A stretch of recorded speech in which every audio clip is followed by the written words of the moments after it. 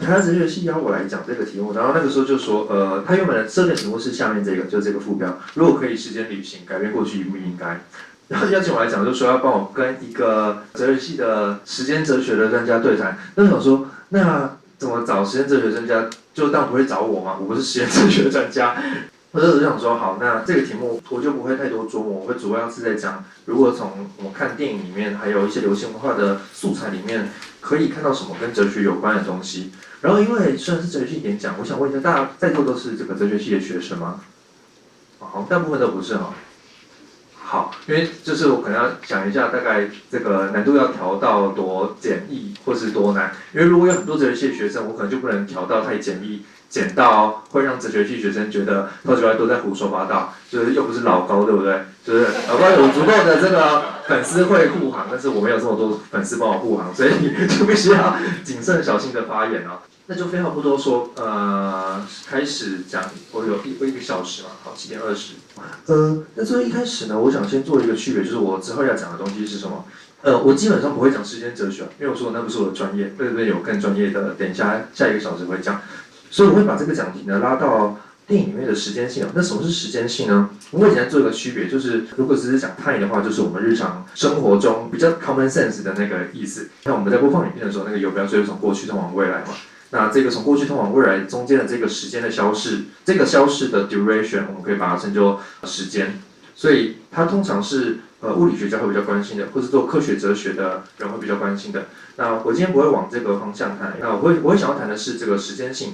那时间性的意思是什么呢？就是指说时间在人的生活存在当中，以什么样的方式展现给人来看，然后这个什么样的方式展现，就会以不同的方式改变人的自己的存在形态，或是这个生活形态。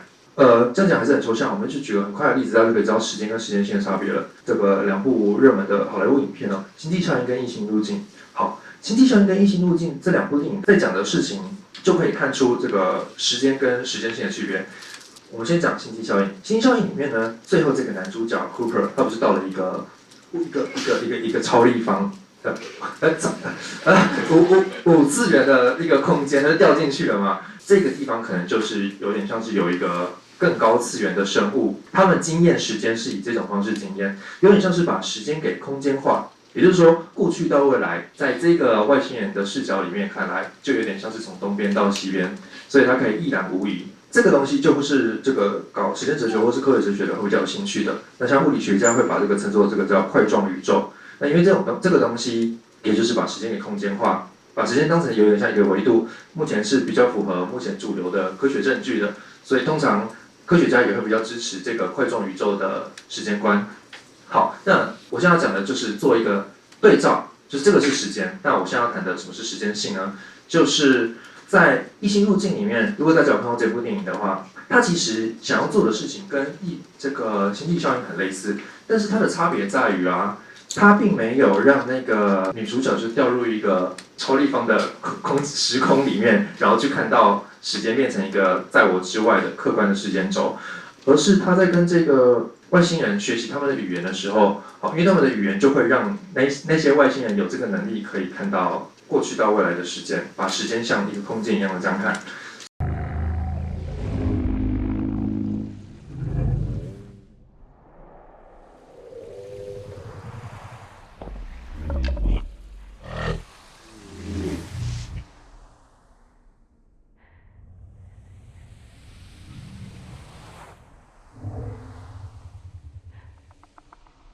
How can you know the future?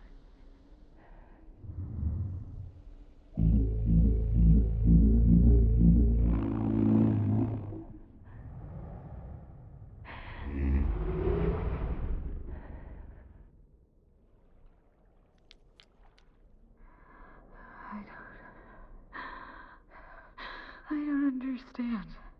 Who is this child?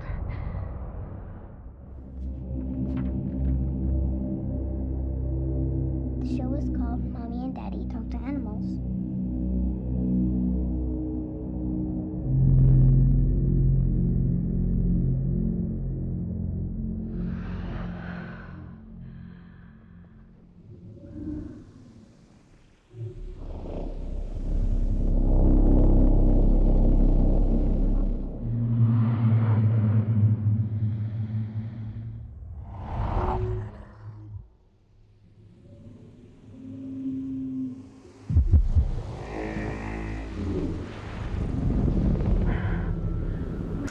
所以当这个女主角学了外星人的语言，她也慢慢可以开始看到未来。那原本这个片段就是要让你们看，她开始看到她未来不是有这个她的女儿会出生嘛，然后她女儿会得绝症，然后最后会死掉。那这个女主角虽然看到了这个未来是这个走向，但依然决定要把这个小孩生下来，跟她的丈夫把这个小孩生下来。所以在异星入境里面，她做的事情比较像是什么呢？就是把原本在星际效应里面的那种客观的时间，就是那个外星人的能力，如果是可以把时间像是比如说像是乐谱一样，第一个小节到最后一个小节，也就是过去到未来都一览无遗，一次就一览无遗。但是在异星入境里面，这个能力是变成女主角的一个内在的能力，感官知觉的能力。所以就是时间变成了对这个女主角来说，以一种新的方式呈现。就当她学完了这个语言之后，以一种新的方式呈现，而只有呈现给这个女主角看，而没有给其他人看。这个就是我要谈的时间跟时间性的差别哦。那其实，在哲学史里面，最典型的做了这一次翻转，就是把时间转换成时间性的哲学家，就是这个康德。好，康德在他的划时代的哲学著作一本叫做《纯粹理性评判》的书里面提出的观点哦。好，他基本想要讲的是叫做外在对象的时间性源自于人类心理状态的时间性，也就是要把这个物理学家研究的那个客观的可计量的时间颠倒过来，变成是主体内部先有这个东西，然后才感知到哦，原来外面的时间是这样。好，当时他在对话的对象其实就是这个牛顿。这个牛顿的时间观其实比较好理解，那他基本上是把时空想成一个绝对的不以人的意识或是意志转移的一个存在。也就是说，如果今天没有人类，今天没有这个宇宙万物，那时空依旧独立自存的在那个地方。好，所以在牛顿那边，时空有点像是一个无限大的透明的箱子，那我们不会认为这个箱子会走到尽头，也就是时间不会突然流逝到尽头。那现在康德在这个他的纯粹理性批判里面想要做一个翻转哦，就是说，牛顿所说的这种绝对的时空啊，也就是我们现在人之所以可以感觉到过去到未来，牛顿会认为是因为本来就独立自存在，有一个绝对的时空。现在康德想要做的翻转是，不是因为客观世界的时间真的是如此运作，所以我们这样感知，顺序是颠倒过来的，是因为我们的意识先这样感知，而我们的意识主动的扭曲了我们感知到的现实世界。所以在康德这边呢，什么叫做外在对象的时间性源自人类心理状态的时间性？有点像是这样。法国人在教高中哲学课的时候，他们在讲康德的时候，会喜欢用一个滤镜的比喻哦，就是说人呢天生就带了一个滤镜，然后呢这个滤镜叫做什么？这个滤镜叫做这个线性的时间。要先有这个线性的时间滤镜带上去之后，然后我们才能够感知世界。为什么呢？因为你要能够在你的脑子里面重复再现一个世界的样子，这个世界的样子一定要能够延续下去嘛？1秒、2秒、3秒、4秒。如果它延续的时间是0秒的话，那它就没有在你的脑中被你再现。大家听得懂吗？好，所以如果它要能够有在你的脑中延续下去的话，那就代表对康德来说，是因为你先有这个让事物在你的脑子里面延续下去的这个感知能力，叫做时间的滤镜，所以世界才如此的被你感知。好，也就是说在康德这边，人不是就是被动的，然后经验世界，而是世界在进到我的这个脑子里的时候，进到我的感知世界的时候，它偷偷的被我的滤镜给扭曲了。不过这个比喻有一点不太好的地方就在于说，因为滤镜我们会觉得好像是可以拿掉的，那拿掉之后不就可以看到世界真实的样貌了吗？那对康德来说不对，你如果把这个滤镜拿掉的话，你就什么都看不到了。康德会说这个叫做先验感性直观。什么叫先验？先验的意思就是说，他在人类经验世界之前，他先于经验，但同时又使经验得以可能。好，以前要讲这个例子有点困难，那后来我发现有一个比较好的比喻哦，就是如果大家有这个剪过影片的话，大家有用过使用剪辑影片的软体，就会发现有一个顺序是一定要做的。首先，你一定要先做一件事情，叫做开启一个新的专案。开启新的专案之后，你的这个剪辑影片软体就会出现一个时间轴。时间轴出现之后，你可以开始把你的素材、影片素材或是声音的素材丢到这个专案里面，那就可以开始剪影片了嘛。换而言之，如果没有那个时间轴，你什么事情都做不了，你的素材没办法在你的剪辑软体里面延续，也就是你有再多的经验素材都没有用。所以也就是说，如果今天有一颗石头，这个石头它并没有这个时间的滤镜，所以这个石头附近有任何多的经验素材，它都不会感知到时间，因为它就是一颗石头。它不像人类有意识，有这个先验的感性能力。这个是康德做的第一次翻转哦，也就是把牛顿的这个客观实存外在于人类的客观时间转换成不对，时间其实是内在于人类意识的一个感知能力。康德会讲的比较学术一点，叫这个先验感性直观。所以在康德跟牛顿这边就会有一个很大的剧烈的差别哦。对牛顿来说，如果人类全部消失了，这个时间依然继续流逝。可对康德来说，如果人类消失了，那个时间会长什么样子，我们其实不知道。好，康德就会说，这个物自身不可知哦，事物自身的样子，没有被人类的滤镜扭曲之前的样子是什么，我们其实并不知道。好，那这个是在异性路径里面，我们就可以看到，它其实里面有一层很康德的意味啊，就是对于时间的感知是在人类里面，是在人的意识能力之内的。好，那异性路径里面呢，还有第二个有趣的观点，那就会涉及到我们这个原本的主题，就是改变过去的话应不应该这件事情。是他在学文心的语言之后，他不就看到了未来嘛？看到未来，然后看到他的会有一个女儿，然后这个女人会在她12岁的时候得绝症过世，而在这个妈妈看到这个结果之后，就是她的女儿会得一个罕见疾病之后，她还是确定要把这个小孩生下来。但是我们现在来做一个这个转换视角一下，如果你是这个妈妈的女儿，你的妈妈知道你12岁一定会得绝症，一定会死掉，然后你这个12岁以前就会很痛苦的在病床上面度过你的一生。这个故事它的原文的故事就是你一生的故事嘛，意思就是妈妈已经看到了女儿她一生的故事是什么样子，而她还让她的女儿生下来。那如果你是这个女儿，你对这个妈妈会有什么样的这样的看法？好，康德对这个事情就又有话要说了。康德说，我们的父母未经过我们的同意就把我们生下来，这是在这个道德形象学里面谈的。康德想要谈一件事情，父母跟小孩其实有一个过去的人跟未来的人有一个不对称的关系。什么不对称的关系呢？就是说，要不要生小孩是父母自由的决定嘛，小孩是没有任何的干预权的，因为他还没被生出来。所以被生下来小孩是被决定的，在这个要被生下来的这件事情上是没有自由的，它反而是属于这个自然的产物。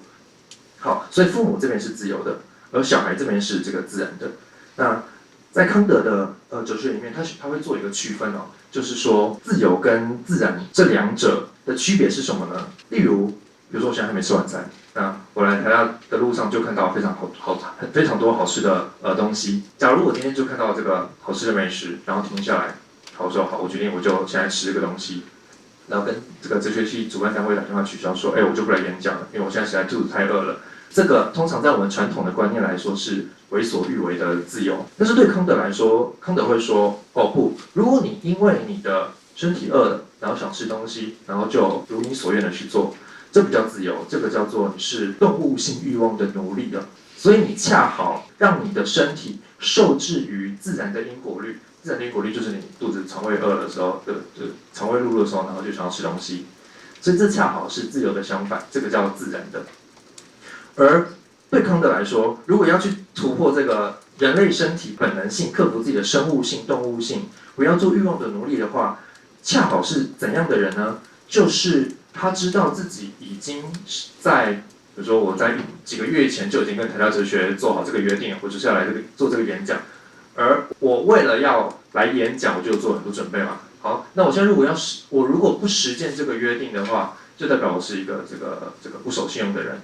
好，但是我的理性告诉我，给我一个法则，叫做我要做一个有信用的人。所以这时候就有两个东西在冲突了，一个是我给我自己立的法则，另外一个东西是这个我的动物性欲望嘛。好，所以这两个东西，好，最后是这个理性的法则战胜了，所以我就在这边跟大家演讲了。好。那现在问题来了，这个理性运用理性思考的能力是怎么来的？就是我们的父母教我们运用的嘛。所以在康德这边，他就会说 ，OK， 即便我们出生的家庭，即便我们的生物上的基因，全部都不是我们能够自由决定的，是在我们出生之前就决定好的，但并不因如此，人的未来或人的自由就被否定，因为父母不只会生育你，还会养育你。而在养育你的过程，会让你的理性的能力萌芽，而当你的理性的能力萌芽之后，你就可以为自己的行动赋予法则。这个时候，你就变成了一个从自然的存有者变成了自由的存有者。康德会说，这个人要为自己立法，为自己设立动机目的，然后根据自己设立的这个行为法则去行动。所以这个时候，如果我们做得到这件事情的话，父母就不是我们的原因了，我们自己就是我们的原因。那所以我们可以想象有一个 Arrival 2，就是第2集的异形入境啊，就可能这个小孩被生下来之后，他妈妈会那个外星语，他可能教了他的小孩这个外星语，所以这个小孩也自己看到了这个他的未来，原来我是生下来就是有这个先天罕见疾病，一定会死的。到这边为止，都还是自然界的因果法则在操作着他。但是如果这个女儿能够有这样的能力，然后也预知，也看到自己的未来，而去认识这些自然的必然性之后，对康德来说，真正的故事精彩的是在这个事情之后，他要如何用这个他自己的理性的能力去思考如何对抗这个自然的必然性。好，这个就是我这边写的自由的自我立法 vs 自然的必然性哦。那想喝一口水，好，很纠结。好，我转过去喝一口水。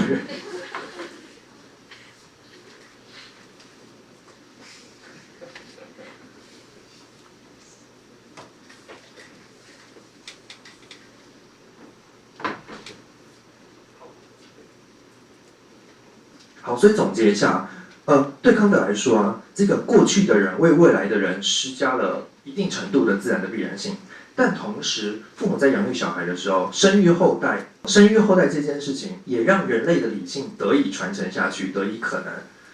而如果未来的人可以用自己的理性为自己的立法，去对抗过去的人设下的自然的必然性的话，人类就可以或是可能开始不受制于过去。好，这个是我们可以从这个《异星入境》的这一部电影里面，然后看到如果康德会怎么来想这个故事哦。所以康德应该不会希望人们就是搭时光机，然后回去，比如说如果是《异星入境》的这个例子，可能就是这个女儿搭时光机，然后可能回去，可能杀掉他爸爸或者什么杀掉他妈妈之类的这种事情，然后让自己不要出生，这个就不是这个康德会设想的结局哦。好，那接下来我们刚刚讲的呢，都是在意识层次上的嘛。那我们现在要来进到另外一个层次，因为康德讲的这个时间性都还是在意识层次，那我们可以想想看，有没有其他层次的这个时间性呢？就对人来说，但是我们看过一部电影，这部电影这个《盗梦侦探》是日本的动画师、日本的导演金敏拍的。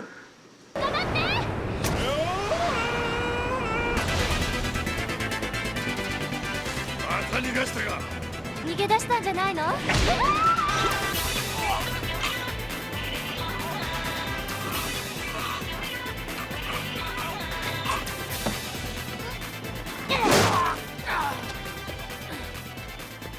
もう一回頼む。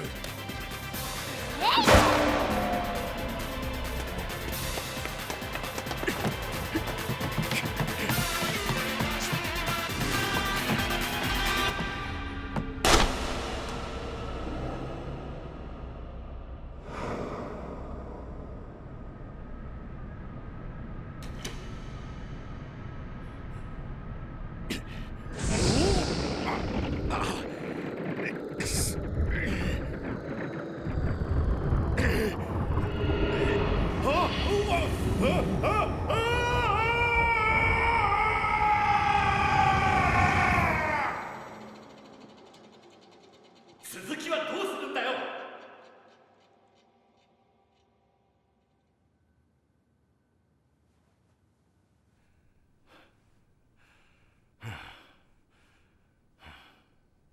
好，在他的梦里面，然后你就可以看到这个女的，这个叫红辣椒，这个女主角要去救这个男主角，然后她在救他的过程呢，他们就会经历好几个像是蒙太奇一样的拼贴，把各个场景给拼贴起来。所以在梦里面，你会看到时间流逝是怎样呢？是在上一个场景是白天，然后这个女主角把她救到下一个场景之后，突然瞬间变成晚上，然后在下一个场景又变成白天或是半夜，然后在下一个场景又跳，所以在梦里面，时间不是连续的，也就是晚上睡觉的时候，意识不那么清醒的时候，是意识功能关掉的时候，康德所说的这个先验感性直观被关掉的时候，这个时间就会以另外一种形式呈现给我们。那另外一部电影大家已经知道，就是这个好全面启动。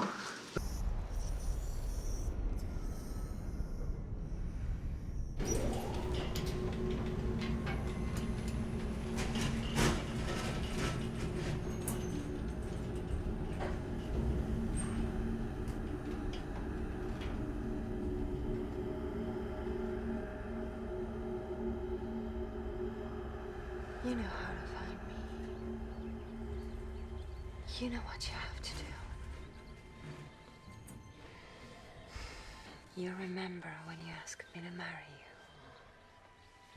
Of course I do. You said you had a dream. And we'd grow old together. And we can.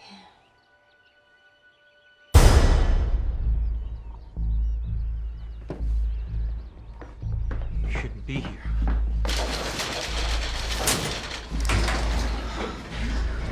Just wanted to see what kind of tests you're doing on your own every night. All right, well, this has nothing to do with you. This has everything to do with me. You've asked me to share dreams with you. Not these. These are my dreams.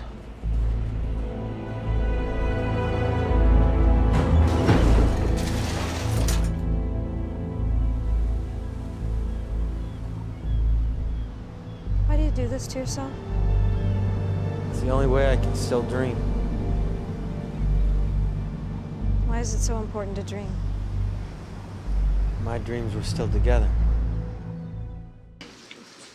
好，在全面启动的这一幕里面呢，这个女主角 Ariadne，她趁着这个男主角就里奥纳多这个 Cobb 不注意的时候，然后就偷偷的潜到他的梦里。然后她看到什么画面呢？她看到这个里奥纳多的梦是由一栋大楼组成的，这栋大楼有电梯，然后这个电梯可以升降到不同的楼层，而每一个楼层就是这个男主角的不同时间点的过去。所以他在最顶楼，可能是一个白天，然后他可以看到他的妻子跟他的小孩在沙滩上游玩，而随着这个电梯升降，你可以看到不同层次的过去，也就是说，在梦里面不同时间点的过去可以被叠加在一起，而这件事情是我们在意识清醒的时候的这种线性的时间，恰好没有办法想象的。也就是说，在全面启动里面，这个女主角去偷窥里奥纳多的梦，结果发现原来里奥纳多这个每天晚上在做的事情，其实就是在回到过去，就是我们今天这个主题嘛。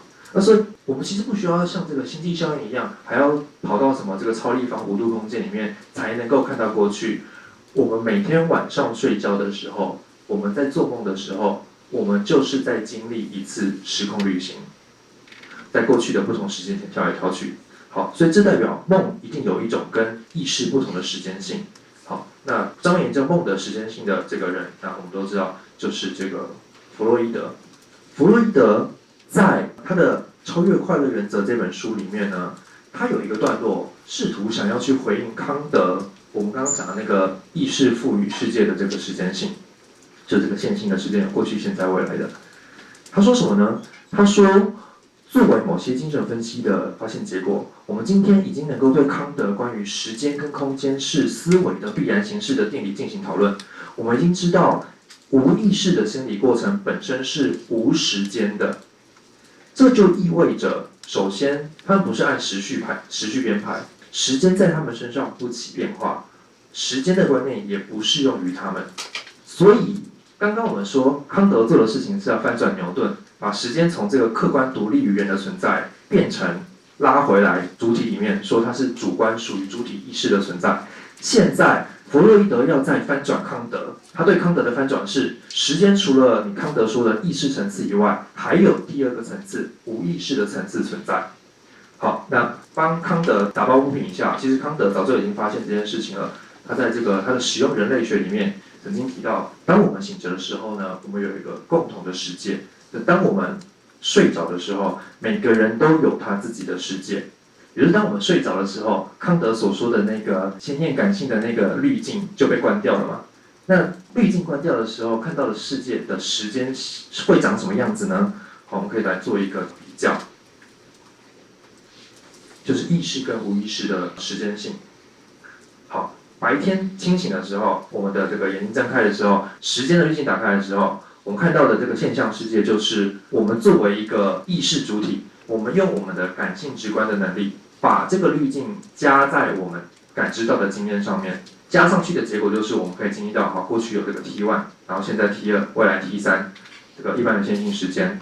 而根据这个滤镜所看到的世界，就是我们可以看到时间流逝，然后时间流逝之后，原本这个 T1 被我经历过后，它就离开了，我们就到了现在跟未来。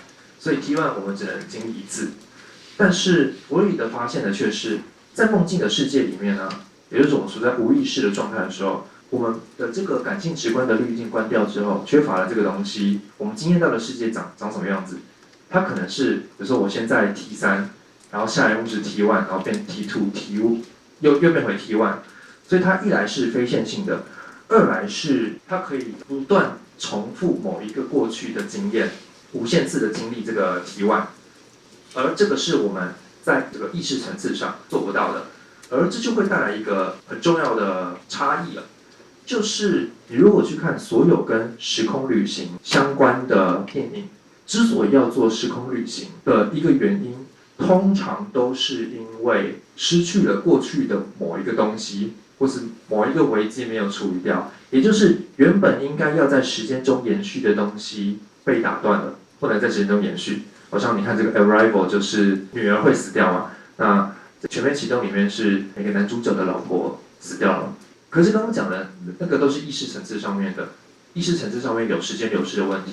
好，但是弗洛伊德现在又说，在无意识的层次里面，因为没有这个时间流逝的问题，所以一个消失的对象可以继续在梦里面存在，而且可以重复的，就你在下一秒不经历它，但是下一秒又可以重复经历它。啊，比如说这个，我们如果想要一颗苹果，我们欲望一颗苹果，然后我们当然就会怎样，就会把它吃掉嘛。你就是因为喜欢它，喜欢这个苹果，想要吃这个苹果，才会把它吃掉。但你吃掉它之后，它就不存在了。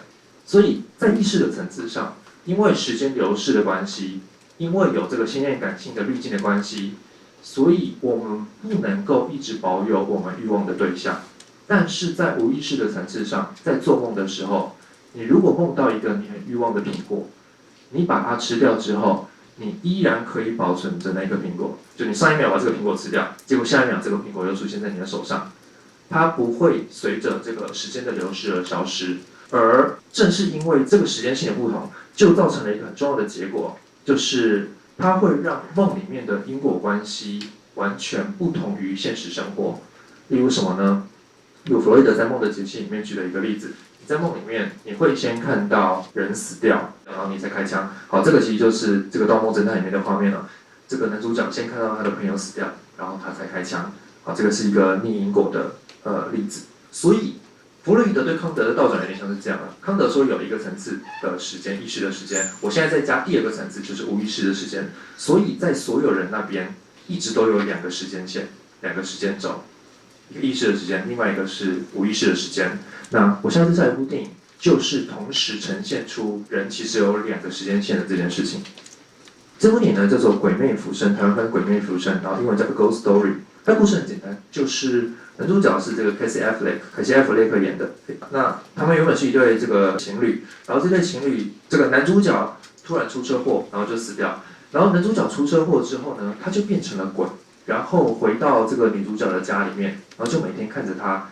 所以这个男主角就一直停留在他死掉的那一刻，他的时间点一直停留在那一刻，有点像我们做梦的时候，某一个重要的 moment 就一直停留在那一刻。但是另外一个层次，也就是这个女主角，男主角死后，女主角仍然在那个家里面的时间流逝，他会刻意去描写这个从鬼的角度来看，那个女主角的时间流逝会长怎么样子。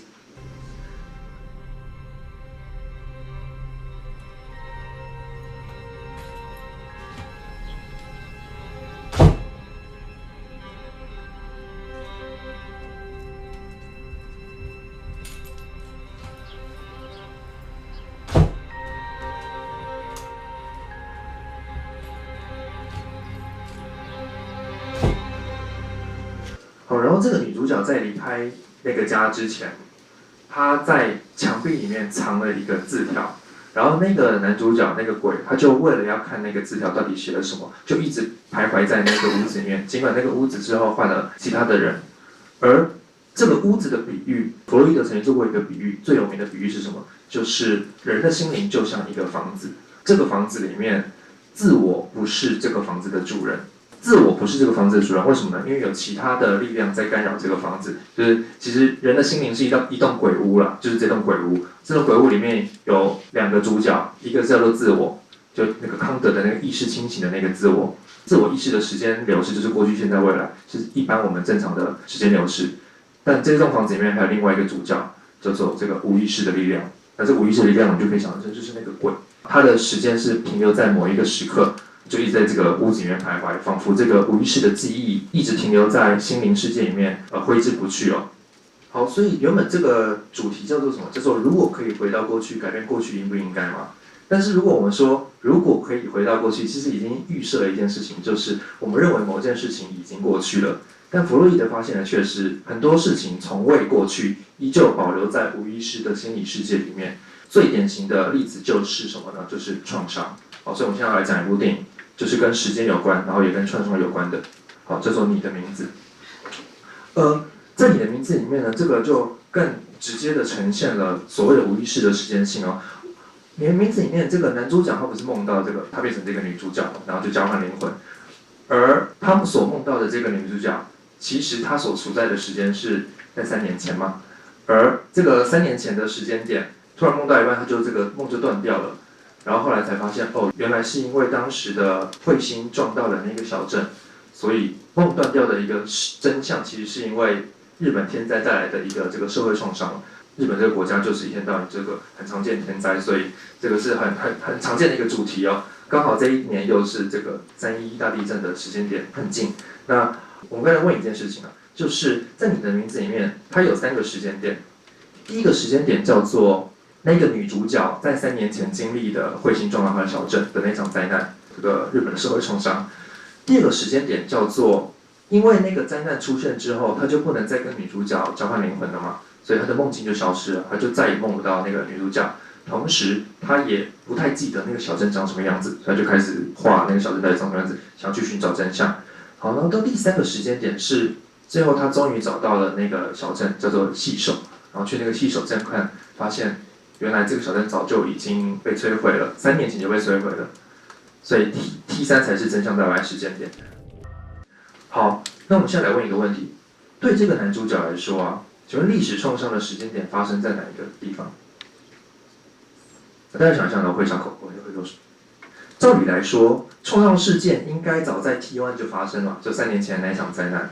但是 T1 这个事件发生之后，对这个男主角来说根本就没有创伤嘛，因为他根本就不知道这个梦境消失的原因到底是什么，他这个真相还没揭开，所以一直到 T3 真相大白的时候，他才感受到这个创伤的力道，才对这个男主角造成了创伤的效果。正确的时序应该是这样嘛，就创伤事件早在 T1 就发生了，但是我却在 T3 的时候才感觉到这个创伤的效果。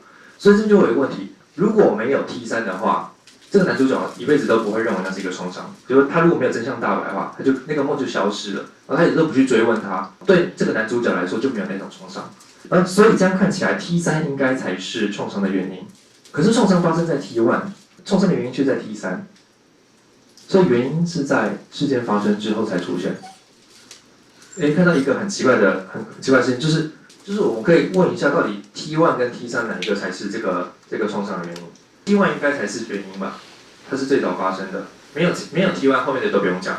但是就算有了 T1， 但是没有 T3 的这场真相大白，这个事件不会对这个男主角来说是创伤。所以到底哪一个才是原因？我们会发现这边有一个很奇怪的这个逆向的因果关系。其实这个就是弗洛伊德跟精神分析都会遭遇的难题哦。精神分析发现呢，很多人在小时候经历过，比如说被性侵的创伤事件。所以他是在 T1 嘛，小时候过去发生的，但是过去发生的这个事件对他不起任何作用，直到他青春期过后，长大之后，他知道哦，原来那个叫做性侵的时候，他开始出现了心理创伤的症状。所以哪一个才是他感觉到这个性侵受创的这个原因？弗洛伊德发现了这个难题，所以呢，弗洛伊德发明了一个概念来解决这个难题。叫做心理因果，是一种回溯性的因果。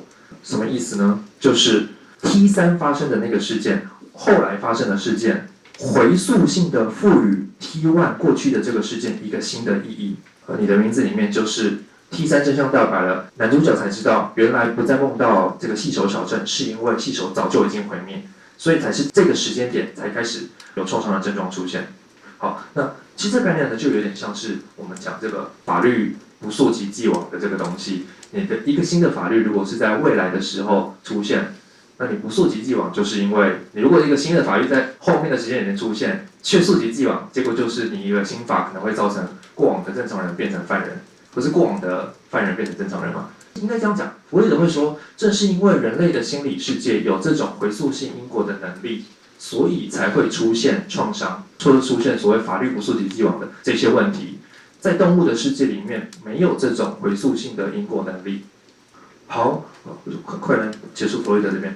好，所以对弗洛伊德来说啊，有一种时间性很特别的时间性哦，就是发生在后面的世界可以回溯性的改变过去。所以你不需要做什么时光机、做时空旅行就可以改变过去，靠什么呢？就是靠人类心理的这种回溯性因果。弗洛伊德叫做这个延宕性，可以让这个原因在结果之后。还有一个跟时间有关的是，弗洛伊德发现呢，在创伤发生之后，与创伤事件有关的关键记忆，它没有办法被人的意识再现。弗洛伊德说的话是，不是当做过去在记忆，而是当成现在在重复。好，而第三点是，弗洛伊德也发现，这个创伤的人啊，常常会有一种强迫性的重复哦，就是他们可能会一直梦见过往的某个时刻，然后就一直梦，一直梦，仿佛他们的无意识已经停在那个时刻。即便他们白天清醒的时候，每天都在过新的一天，但是无意识就是一直停留在过去。所以对创伤的人来说，每天晚上都是在发作一次时空旅行。我们可以就是举一个这个例子，这个周末是这个228嘛，在这个白色恐怖时期，幸存的家属在台湾的对这些幸存家属做的研究，他们发现一件事情，就是啊，这些受难者，政治受难者，他们现在已经在2020年、2021年了嘛，这个意识层次上是活到了现在，但是呢，有些人还是每天晚上会做梦，做到什么梦呢？就是在白色恐怖时期，他们被严刑逼供、严刑拷打的那个梦，而且最惊人的是，这些人做完梦醒来之后，他们的小孩跟他们说：“爸爸，你晚上做梦的时候，你都会尖叫，然后你都会拳打脚踢，因为这就是被酷刑嘛，被拷打，所以想要挣脱。”然后这些人都会说，他完全没有记忆，他完全不知道这件事情。这个就是弗洛伊德所说的哦，他不是当做过去在记忆这件事情，这个事情仿佛在他清醒的时候，在这些家属清醒的时候，他仿佛在他的记忆层次被消除掉了，不被意识到。但是在晚上做梦的时候，他就像搭时光机一样，就一直回到同样的创伤的场景，把那个创伤场景当成现在在重复。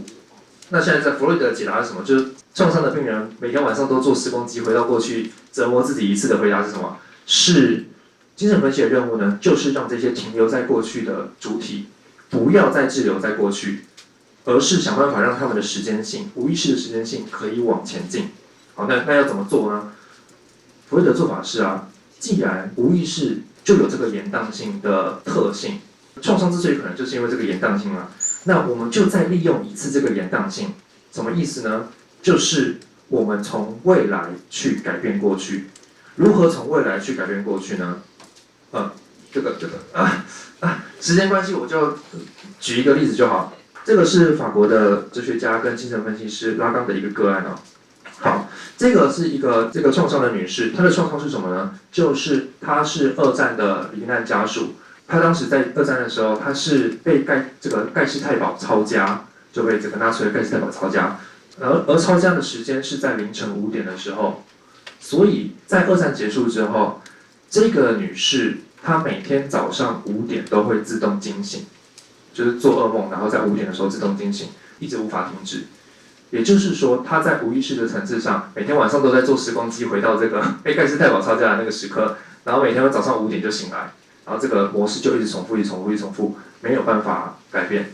好，那现在这个个案跟这个拉冈讲完这个故事之后，拉冈就走到了他的身边，把手放在他的脸上，说了一声 Gestapo。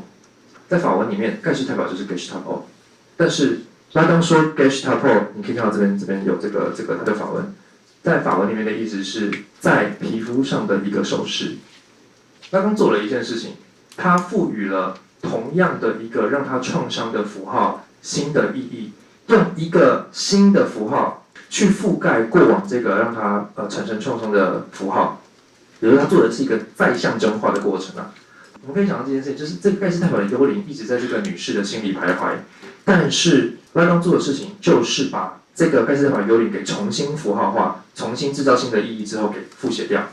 用一个比较简白简短的方式去理解的话，就像是假如你有一台电脑，然后这台电脑就是短路了，所以它每天早上5点就会自动开机，然后这自动开机之后还自动开启一个资料夹叫做盖世太保。那你要怎么把这个恐怖的坏掉的电脑给修好呢？就是你在你的桌面上重新制造一个资料夹，也叫做盖世太保，但是同样的音，然后把前一个资料夹给覆盖掉。所以当下次这台电脑短路的时候，每天早上5点开启的时候，它开起来资料夹是不同的资料夹。好，因为时间关系，我无法深入它背后的这个理论意涵，所以用一个比喻的方式让你比较好快速的理解。好，最后我们再进到最后一位哲学家。我们刚刚讲的那些电影的例子啊，像是这个《异形路径》跟《你的名字》，基本上我们可以这样想，在《异形路径》里面呢，他是看到未来会发生的事情是如何，所以想要去拥抱它或实现它；而在《你的名字》里面，他是先看到了过去会发生的事情是什么，所以想要回去改变它。可是我会发现一件事情，就是在这两部电影里面的主角，他们都承担了太多的过去跟未来，他们把过去跟未来全部都承担在自己身上。那我现在要讲一下有没有超脱这两种承担的可能性。好，第一部是1995年一部电影叫做《未来总动员》。那这部电影，这个男主角这个布鲁斯威利演的男主角，莫名其妙他自己也不知道他到底在干嘛，但是他就是被指派回到这个1990年去拯救世界。为什么拯救世界呢？因为据传在1996年之后，会有一群人释放全球大瘟疫的病毒，然后让全球超过50亿人死亡。所以未来的科学家在这个全球大瘟疫发生之后，就派这个布鲁斯威利回到过去，阻止这件事情发生。有点像我们现在的故事哦。好，所以这个布鲁斯威利他第一次被送到1990年，他就开始跟当时1991年人说：“我跟你们说，之后会有一场这个大瘟疫啊，然后这个大瘟疫会散播到世界各地，然后这个病毒会让全球有数亿人死亡。”在1990年讲这个话的人，当然会被当成疯子嘛，所以他就被抓去这个精神病院。然后就认识了一个女的精神科医师，女的精神科医师就开始要验证他说的话是真是假嘛，很多都没办法验证啊。比如他说他还要打电话给派他来的人，但在1990年代那支电话根本就不是那个1996年时候的那个科学家的真正的他的电话，那个时候他还没办那支电话。好，所以不管怎么验证，他们都觉得他是假的。未来的科学家发现事情不对劲，就把他叫回来，然后重新派其他时间点，派到1996年，就更接近这个事件要爆发的那一年。派过去之后呢，他又遇到了那个女精神科医师，他就也是跟他讲这件事情嘛。然后那个女精神科医师就开始有点相信了，因为他突然在6年之后突然蹦出来，然后女精神科医师开始有点相信之后，他就开始去找他所说的这个邪恶组织，想要释放病毒的邪恶组织，然后也真的找到了。结果这个女精神科医师想要去找跟阻止这个邪恶组织的这些行动，就意外的促成让这个邪恶组织真的去释放了病毒。好，所以这边有一个，你可以看到他原本想要回到过去改变过去，结果反而促成了未来的命运被实现的这件事情。这个是西方的一个这个很典型的母题嘛，从这个古希腊的伊底帕斯的故事就是这样。好，所以这部电影的结局是，他们其实没有改变任何事情哦。这部电影结局不像是你的名字还是什么星际效应那样，最后有一个 happy ending。这部电影的结局就是那个病毒真的被释放出来了，但是它有一个非常特别的元素是，男主角被送去1996年，就第2次被送回去的时候，他突然跟这个精神科医师，就这个你看到的这个女生说：“我不想要再承担这么多未来了，我不想要再知道未来会发生什么事了，因为我想跟你在一起。”突然告白。The boy in the well. How did you know that was just a hoax? It was. I didn't know. You said he was hiding in the barn. I think I maybe saw a TV show about that when I was a kid, where a boy. It wasn't a TV show, it was real. Well, maybe this boy saw the same TV show that I did and he copied it. Look, you were right. I am mentally ill. I imagined all these things, these people. I know they're not real. I can trick them. I can make them do what I want. I worked on them a little bit and I got back here. I can get better. I can stay here. What does this mean to you?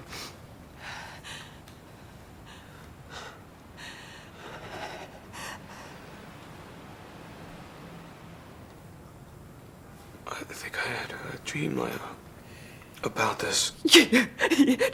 You had a bullet from World War I in your leg, James. How did it get there? I don't know. Look, you said that I had delusions, that I created this world. You said you could explain everything. I can't! I'm trying to, and I can't believe that everything we say or do has already happened.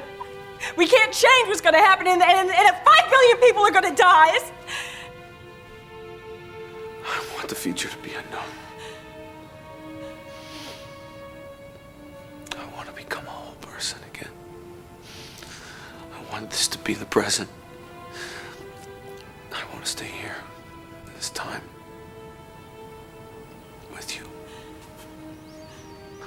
然后他们两个也就真的就在一起了，然后他们就想要一起私奔离开，就不去管这个事件了。好，这个是一个例子。快没时间，都讲第二个例子。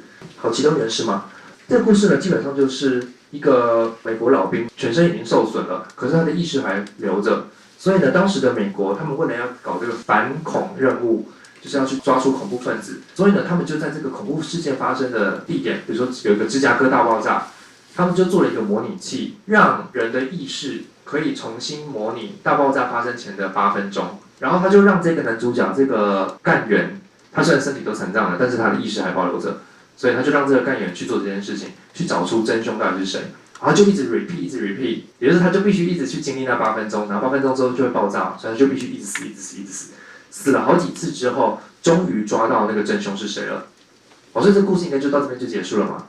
但是在这个故事快要结束之前，这个男主角就说：“请你再把我送回去那个机器里面一次。”我说：“可是已经结束了，你还进去干嘛？”他说。因为过往不是都是8分钟，然后里面的人都一定会死，一直会死嘛。所以呢，他想要再回到那个机器里面，然后让那个车厢里面的要被爆炸案件杀死的车厢里面的人，经历一次不同的8分钟，因为反正他们最后8分钟后一定都会死。可是你要知道，这个是模拟程式哦，所以它不是真实的事件。I will bet you $100 you can't make all these people on this train laugh. Right. Actually, you know what? $126. Yeah, is that your way of making fun of me? Oh, I guess you have a better gig. Never mind. No, I'm good. Easiest money ever. Hey, excuse me, people. One of our fellow passengers has decided to offer me some money. What has gotten into you today? You're like a different person. It's the new me. I like it. Off. I'm going to prosecute you to the full extent of the law. Women always mess up my last name. I was with a girl the other night and she kept calling me Get Off. She's like, Get off, get off. I'm like, no, Den Off. She's no, you're fat and you're heavy. Get off. Good. 20 seconds. Make it 10. Good one. Look at all this. Good. Good to see you, ladies. Up this early in the morning. What? Michelle, Barack. All this life.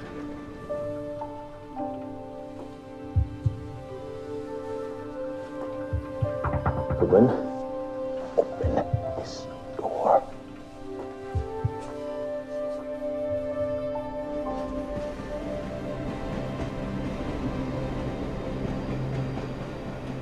Put those headphones on. I want to see Why do you keep looking at your watch? Christina, what would you do if you knew you had less than a minute to live?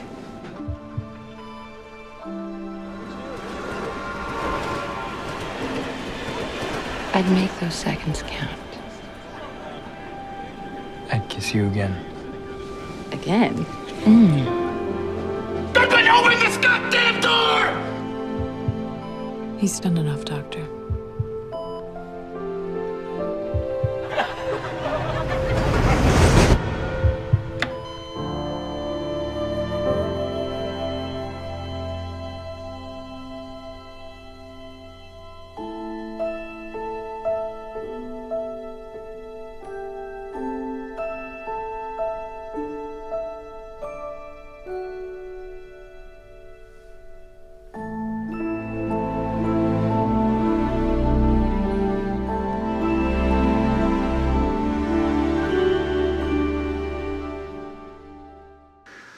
所以他最后做的事情就是再把自己送回去一次。为什么呢？因为他这一次不是要再改变过去，也不是要去抓住犯人去预防未来的爆炸案，而是希望把过去当成现在一样再经历。好，所以这里我们就看到这两部电影，一个是要改变过去，然后一个是要改变未来的这两部电影，都在他们的任务行动中突然跳脱了原本承担的这个目的或是承担的职责，而是开始去活自己的人生。而这两部电影呢，就非常有尼采的味道哦。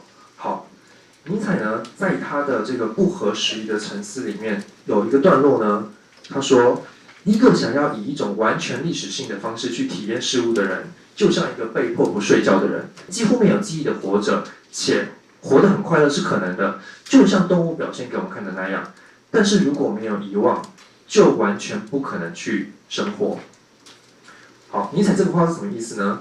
就是说，尼采做的一个区分是人跟动物的不同之处在于哪里啊？动物是完全活在当下，没有所谓过去或未来的这个时间感的一个物种。好，当然现在的这个心理学家当然会反对这种说辞，但是尼采是一个19世纪的人，我们就先姑且原谅他这样说。所以对动物来说，每一天都像是新的一天在过活。就你家的狗或者你家的猫，不会因为你昨天打了它，所以它就一直把这个过去记在它的无意识里面，然后每天晚上来做梦，梦到你打它，然后想要隔天来报仇。动物不会这样，但是人会这样。好，但是这并不是说尼采要说哦，所以动物比较好，人比较不好，并不是这样。尼采首先肯定人跟动物的不同在于，人可以反思过去，记住过去，然后同时也可以创造未来。所以对于人类来说啊，时间有点像是一种异化的经验，就是人可以脱离当下，站在自己的外面去看自己，就是去看自己的过去，或是看自己的未来。这个是尼采肯定的部分。那尼采否定的部分是什么呢？否定的部分是因为这个能力，因为人有反思过去就记住过去，然后筹划未来的这个能力，它导致历史变得太重。什么叫历史变得太重？例如这个19世纪在欧洲很盛行一种历史主义，当时的知识分子会认为我们要这个见往知来啊，知道过去越多越好，因为知道过去越多，我们就可以知道我们现在的定位，我才能知道未来要怎么走嘛。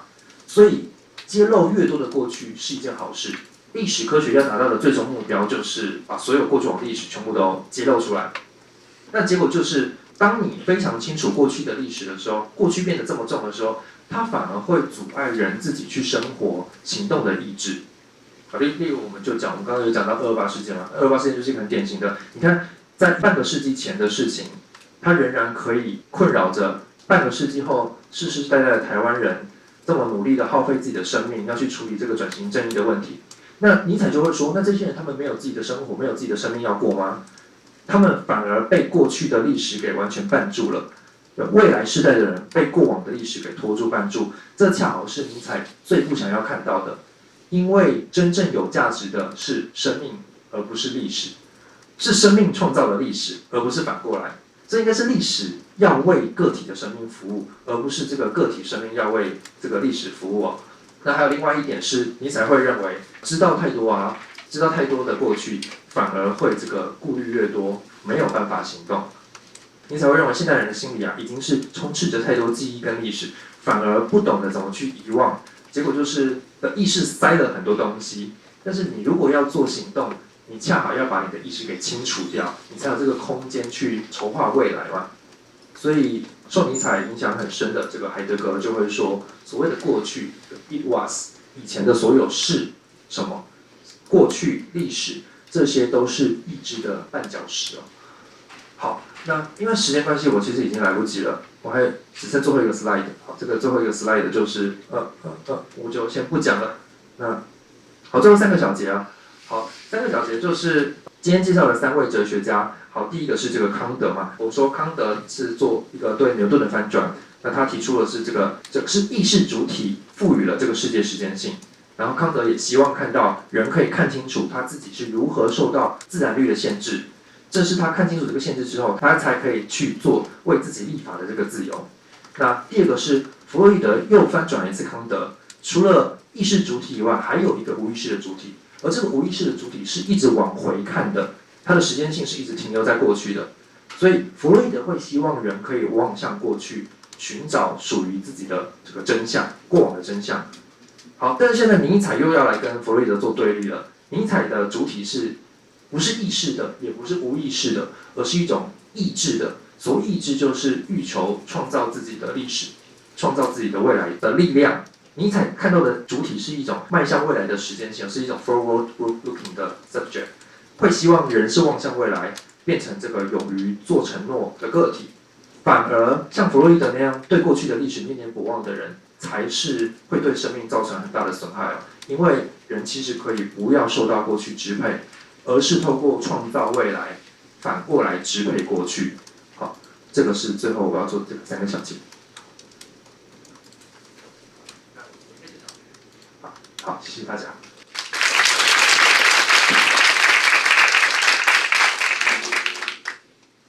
让我们再次感谢超级万为我们带来的精彩的演讲。